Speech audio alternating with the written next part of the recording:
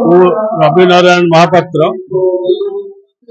Shri Jagannath charitable ଟ୍ରଷ୍ଟର managing trustee.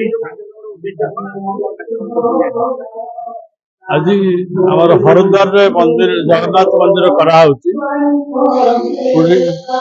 2023 ମସିହା November ମାସଠୁ ଆରମ୍ଭ ହୋଇ ଗଲା ମେ ମାସରେ ସରିଥିଲା।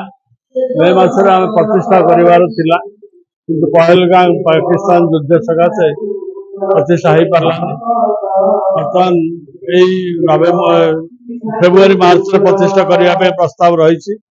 ତେଣୁ ଆଜି ଗୋଟେ ନୂଆଖିଆ ଦିବସର ପବିତ୍ର ଦିନରେ ଆମେ ସବୁ ବନ୍ଧୁମାନଙ୍କୁ ଡାକିଛୁ ନୂଆଖିଆ ପାଳନ କରିବା। ତା ସହିତ ସେଠି ଜଗନ୍ନାଥ ମନ୍ଦିର ପ୍ରତିଷ୍ଠା ଉତ୍ସବ କେମିତି କରାଯିବ, ନେକ୍ସଟ ପୁଣି ହବ, ସେମାନେ କେତେ ଜଣ ଯିବେ, କଣ କରିବେ, ସେ ବିଷୟ ଆଲୋଚନା ପାଇଁ ଆଜି ପ୍ରସ୍ତାବ ଡକାହେଇଛି।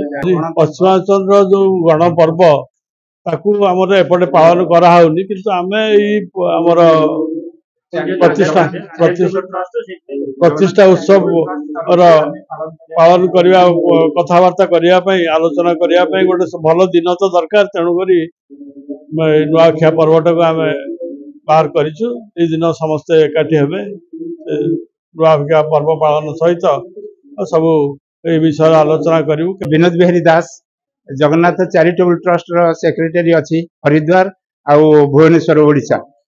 ଆଜି ଓଡ଼ିଶାବାସୀ କି ଆଜି ନୂତନ ବର୍ଷ ଯୋଉ ନୂଆଖାଇ ପର୍ବ ପଶ୍ଚିମ ଓଡ଼ିଶାର ଗଣପର୍ବ ଆମେ ପାଳନ କରିବା ପାଇଁ ଯାଉଛୁ, ଯୋଉଟା କି ଆମର ପୂର୍ବ ଓଡ଼ିଶା ଉତ୍ତର ଓଡ଼ିଶାରେ ପାଳନ କରାଯାଏ ନାହିଁ। ସାଧାରଣତଃ ଆମେ ରଜ କୁଆଁର ପୁନେଇ ପାଳନ କରୁ, କିନ୍ତୁ ତଥାପି ଆମେ ଓଡ଼ିଶାରେ ଯେତେବେଳେ ଜନ୍ମ ହେଇଛୁ ଆମର ଗଣପର୍ବ ଚାଷୀ ଭିତ୍ତିକ ପର୍ବକୁ ଆମେ ସମସ୍ତଙ୍କ ପାଖରେ ପହଞ୍ଚାଇବାକୁ ଚାହୁଁଛୁ ଏବଂ ଏହି ପର୍ବକୁ ଆମେ ଆଜି ନୂତନ ଚୂଡ଼ାରେ ପ୍ରସ୍ତୁତ ଚୂଡ଼ା ଘସା ସମସ୍ତଙ୍କୁ ବିତରଣ କରିବୁ। नारायण महापात्र आर्थिक committee chairman Jagannath charitable trust Haridwar, जोटिकी आमर गत वर्ष मंदिर प्रतिष्ठा हबार थिला, किंतु युद्ध जो लास्ट मोमेंट रे कैंसल होता। आमर पुरोहित भाई मैंने भी जाइकी सेठी थिले, किंतु हो पार नथिला। तेणु एबे आमे सेटा चिंता करी मार्च शेष बेलू करिया चेष्टा करूँ।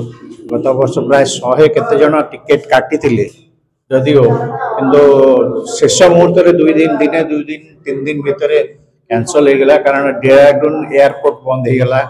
जोटी थिला एस्टाब्लिशमेंट से बहुत लोकों को एकाठी रहिया को भी से मना कले। तेणु जहाँ असुविधा तो होइछि महाप्रभु कथा, आ जहाँ छोट मोट काम अच्छी सेटा प्राय सरीगलानी।